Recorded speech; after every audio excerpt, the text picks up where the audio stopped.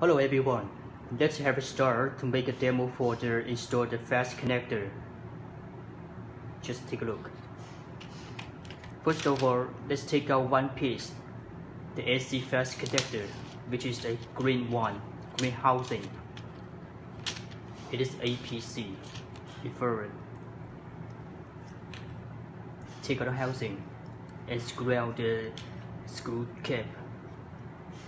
Insert the screw cap into the FTTH cable and using the stripper, strip out as bare fiber.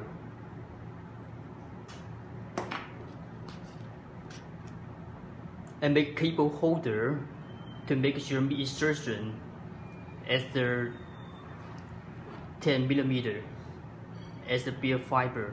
Strip out and using the alcohol for cleaning. Make sure it's clean.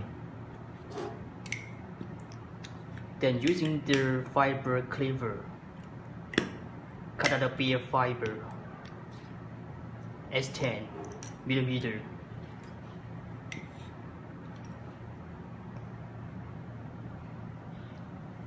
And then put the bare fiber into the fast connector